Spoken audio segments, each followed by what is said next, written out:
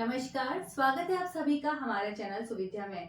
आज हम बात करेंगे सीबीएसई बोर्ड में इंग्लिश में का जो पेपर है उसका कोर्स स्ट्रक्चर क्या रहेगा, क्योंकि अभी फिलहाल में सीबीएसई के एग्जाम्स भी चल रहे हैं और अनेक स्टूडेंट्स के कमेंट थे कि इंग्लिश के पेपर का पैटर्न क्या रहेगा।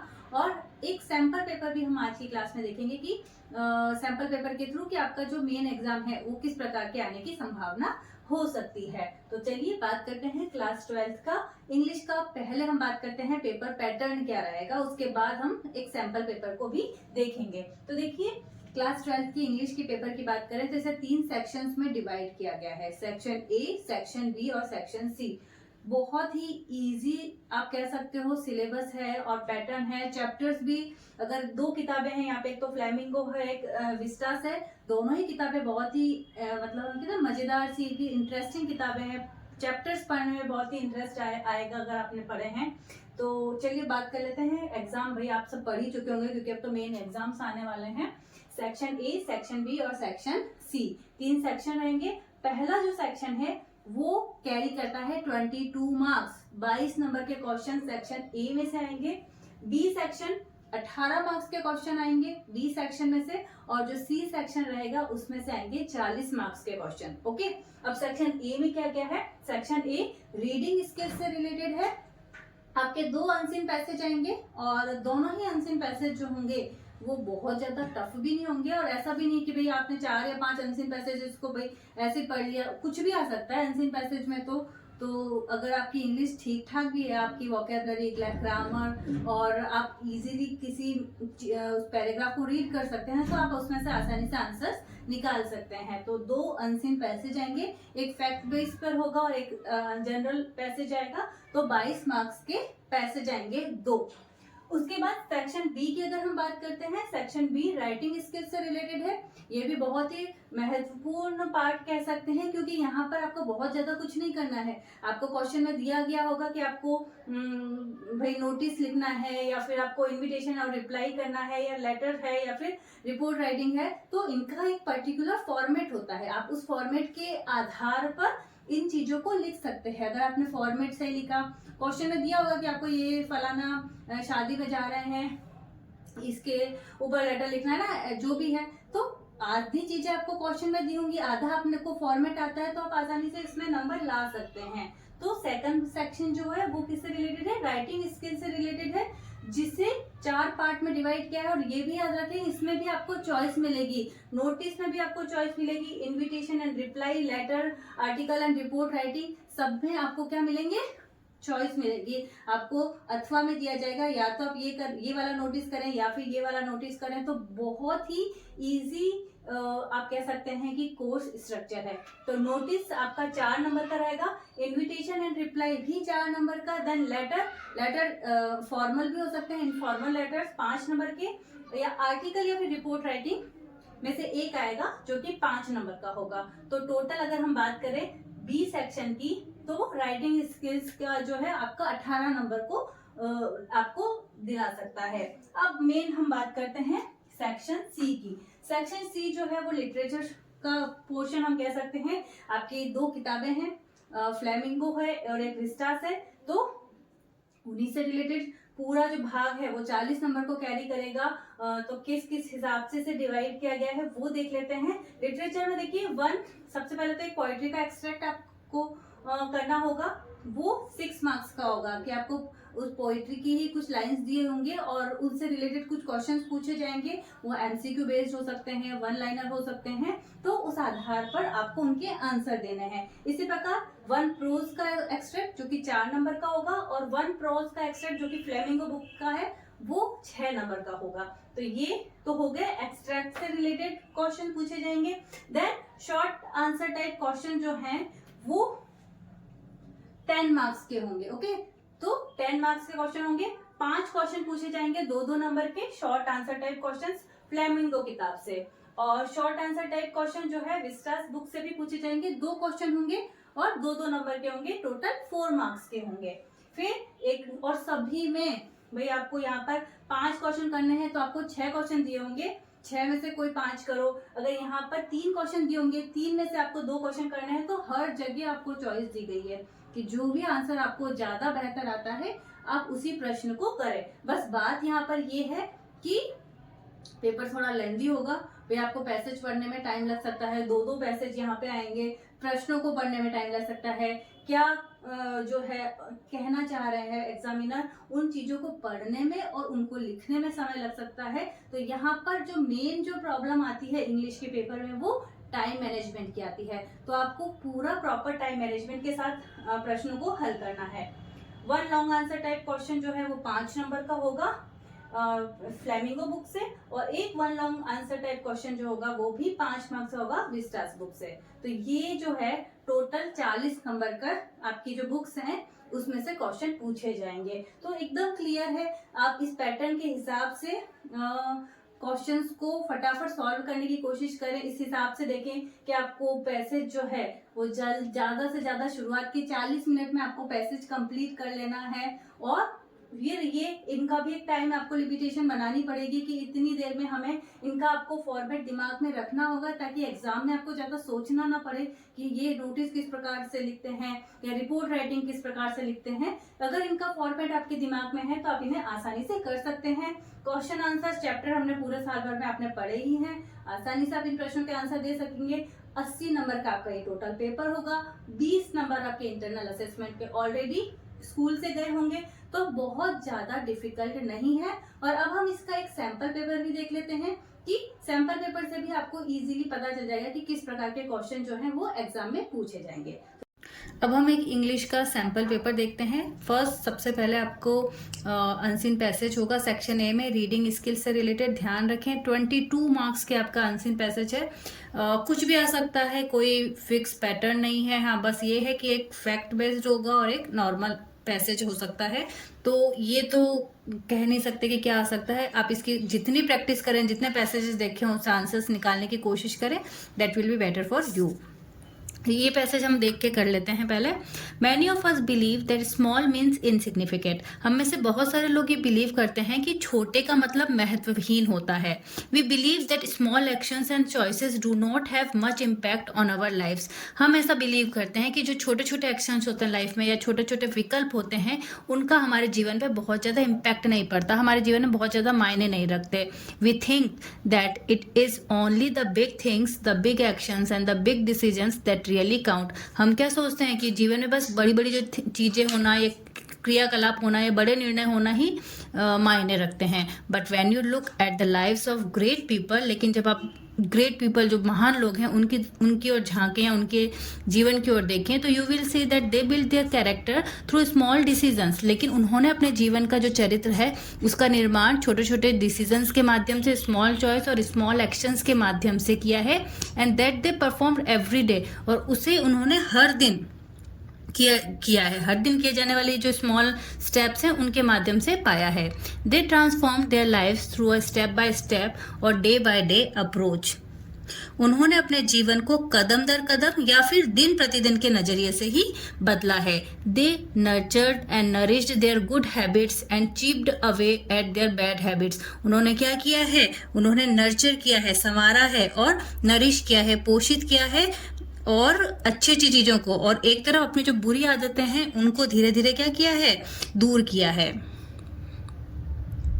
One step at time. It was their small day to day decisions that added up to make a tremendous difference in the long run. Okay, तो ये तो नॉर्मल बात हो जाएगी कि ये उनका एक छोटा सा ही टाइम, मतलब धीरे धीरे ही उन्होंने लंबे समय में बहुत बड़ा बदलाव किया है। Indeed, it matters of personal growth and character building. There is no such thing as an overnight success. तो वास्तव में क्या है? एक धीरे धीरे व्यक्तिगत विकास और चरित्र निर्माण जो है किसी भी व्यक्ति का, वो एक रात में होने वाला प्रोसेस नहीं है, या एक नाइट की कोई सक्सेस नहीं होती है, बहुत समय लगता है ये सारी चीजों में। देन देखो ऐसे पॉइंट में लिखा हुआ आएगा। अगला पढ़ते हैं। Growth always occurs through a sequential series of stages. जो ग्रोथ है या वृद्धि जो हो रही है वो हमेशा किसी न किसी चरण की श्रृंखला के माध्यम से होती है। There is an organic process to growth. एक ऑर्गेनिक प्रोसेस है ग्रोथ का।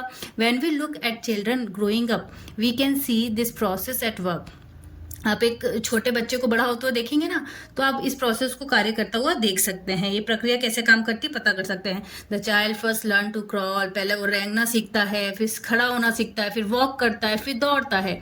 The same is true in the natural world, हमारा जो नेचुरल वर्ल्ड है वहाँ भी ये सारी चीजें सेम है। The soil must first be tilled and then the seed must be sowed. Okay, अगर मिट्टी की अगर हम बात करते हैं तो सबसे पहले मिट्टी को जोतना चाहिए, फिर उसमें बीज बोना चाहिए। ओके, फिर पानी देना चाहिए, then sunlight, then it will grow, and तब ये ग्रो कर पाएगा, फ्रूट्स आएंगे, and then ripen and to be ready to eat. उसी के बाद तो ये फल पकेंगे और ये खाने के लिए तैयार होंगे। Then Gandhi ji understood the organic process and used this universal law of nature to his benefit। Gandhi ji जो थे इस ऑर्गेनिक प्रोसेस को समझ चुके थे, प्रकृति की सार्वभौमिक नियम का इन्होंने उपयोग किया। Gandhi grew in small ways in his day to day affairs. Gandhi ji ने ये सब चीजें अपने दिन प्रतिदिन के छोटे मोटे कार्यों से विकसित किया। He did not wake up one day and find himself to be Mahatma. ऐसा नहीं कि एक दिन उठे और वो महात्मा बन गए। In fact there was nothing much in his early life that showed sign of greatness. जबकि हम अगर वास्तविकता में देखें तो उनकी अर्ली एज में ऐसा कोई उन्होंने ग्रेटनेस वाला काम नहीं किया था। But from his mid 20s onward, लेकिन उन्होंने मिड 20s के बाद से अपने ही deliberately and consistently attempt to change himself. लेकिन उन्होंने खुद को क्या कहते हैं ना, जानबूझ के खुद को बदलने और खुद को सुधारने के लिए कार्य करना शुरू कर दिया। him reform himself and grow in some small way every day by day, hour by hour he risk failure। उन्होंने रिस्क लिए, फेलियर मिले, एक्सपेरिमेंट किए, उन्होंने learn from his mistakes in small and large situations like he took up rather than avoiding responsibility। यानी ये बहुत ही महत्वपूर्ण line लिखी है कि छोटी छोटी और बड़ी परिस्थितियों से समान रूप से उन्होंने सीखा। उन्होंने जिम्मेदारियों से बचने की बजाय जिम्मेदारियों को उठाना महत्वपूर्ण समझा। he took up rather than avoiding responsibilities। then people have always marveled at the effortless way in which Gandhi could accomplish the most difficult task। लोग हमेशा इस बात पे आश्चर्य करते थे कि गांधी जी किस प्रकार सबसे कठिन कार्यों को भी आसानी से कर लेते थे। कारण क्या था? He displayed a great deal of self mastery and discipline that was amazing. महत्वपूर्ण बात क्या थी कि उन्होंने क्या दिखाया? सेल्फ मास्टरी बताया, आत्मनियंत्रण और अद्भुत क्षमता का उन्होंने प्रदर्शन किया। अब ये सारी चीजें, ठीक है, it was not that was amazing, this thing was not easily come to him. ठीक है, इजीली तो नहीं आई थी, ईयर टू प्रैक्टिस, टाइम लगा, discipline training went into making his success possible. Very few saw his struggle, fear, doubt and anxieties और his inner effort to overcome them. They saw the victory but not the struggle. उन्होंने victory को देखा, struggle को नहीं देखा जो उन्होंने struggle किए थे। आगे भी है, थोड़ा देखते हैं। There is a common factor in the lives of all great people। सभी जो great people हैं उनकी जीवन में कुछ common factor होते हैं। They exercise their freedom and choices in small ways that made great impact on their lives and their environment। Okay, each of their small decisions and actions added up to have profound impact on in the long run। ठीक है, लंबे समय पर तक impact छोड़ता है। By understanding this principle we can move forward with confidence in the direction of our dreams. और इस प्रकार हम हमारे जो भी हमारे ड्रीम्स हैं उनको सही दिशा में ले जाने के लिए कॉन्फिडेंट हो सकते हैं। Often when our idol goal look too far, हो सकता है कि हमारा जो आइडल गोल हो बहुत दूर हो, हम जो हम चाहते हैं, वी बिकम इजीली डिस्करेज, इतना दूर है कि हम कई बार डिस्करेज हो जाते हैं, डिसहार्टेंड हो जाते हैं, पेसिमिस्टिक हो जाते हैं। However when we choose to grow in small ways, लेकिन इस समय हमें क्या करना चाहिए? स्मॉल वेज को चूज करना चाहिए। Taking small step on a time, performing it become easy. तो ये सारी चीजें क्या हो जाएगी? उस कंडीशन में हम इसे ईजी बना सकते हैं। तो अगर हम छोटे छोटे कदम उठाएंगे, छोटे छोटे विकल्प चुनेंगे, तो ये चीजें इजीली हम प्राप्त कर सकते हैं। तो एक पैसेज हमने ये पढ़ने की कोशिश की है। अब इसके बेस्ड कुछ क्वेश्चंस आएंगे। देखिए, based on the understanding of the passage answer these questions. तो ये पैसेज से रिलेटेड क्वेश्चंस आएंगे आपके। जैसे पहला है, complete the given sentence appropriately. Gandhi ji become a successful leader by अब कैसे वो एक सक्सेसफुल लीडर बने थे, तो हमने पढ़ा था कि भाई उन्होंने सेल्फ कंट्रोल था ना, आत्मनियंत्रण की वजह से जो गांधी जी थे वो उन्होंने डिसिप्लिन था उनमें। तो ये पैसेज की ये वाली जो लाइन है वो इसका आंसर हो जाएगी कि by great deal of self mastery and discipline, first question का आंसर हो जाएगा। इसी प्रकार नेक्स्ट क्वेश्चन है Gandhi ji said how distance from goal impact us. भाई जो डिस्टेंस है गोल की वो हमें कैसे इम्पैक्ट करती है, तो ये हमने पढ़ा था। अगर आइडल गोल आपका फार अवे है तो हो सकता है कि हम डिस्करेज फील करें, लेकिन अगर हम उसे स्मॉल छोटे छोटे खंडों में बांटेंगे then we can achieve it. तो उसका आंसर इस प्रकार से दे सकते हैं। तो देखिए ये क्वेश्चन है आपके इस प्रकार से आएंगे। फर्स्ट पैसेज हमने पढ़ा और आपको इसके आधार पर इन प्रश्नों के आंसर देने की कोशिश करनी है। तो मैंने कोशिश की है कि आपको पूरा पैसेज समझा सकूं, इस आधार पर आप इसके आंसर दे सकते हैं। इसके बाद देखिए एक और पैसेज आया है, रीड द पैसेज।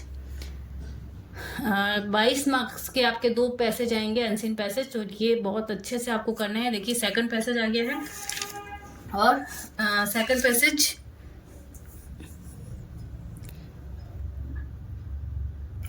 आप मोबाइल को थोड़ी देर रोक के अगर आपको लगता है तो आप इसे रीड कर सकते हैं।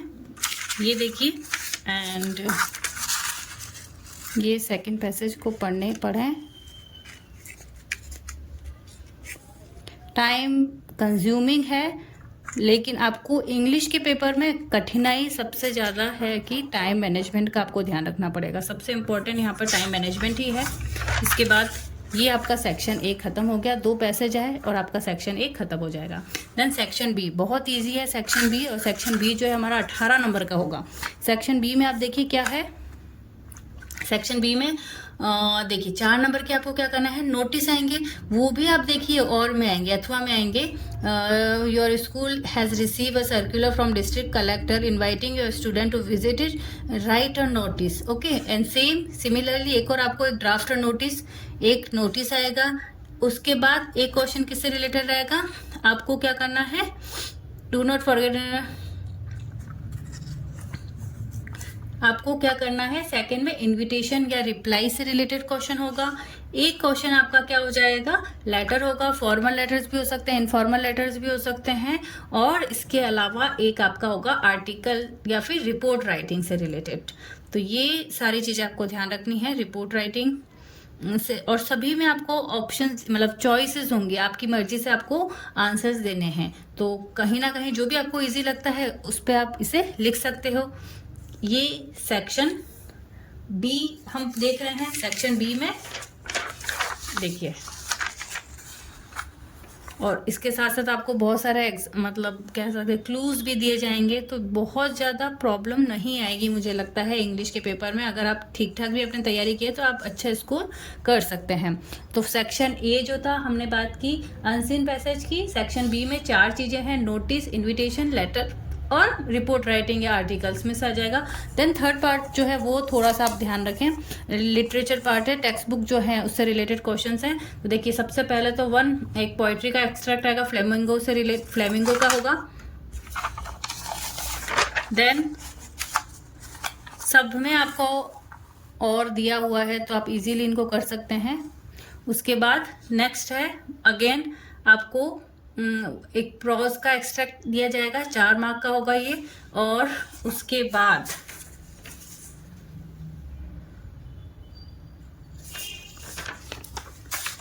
एक और ठीक है प्रोज एक्सट्रैक्ट होगा फ्लेमिंगो से रिलेटेड, ठीक है, जिसमें से 6 क्वेश्चन पूछे जाएंगे। एक फ्लेमिंगो का एक्सट्रैक्ट पूछा जाएगा,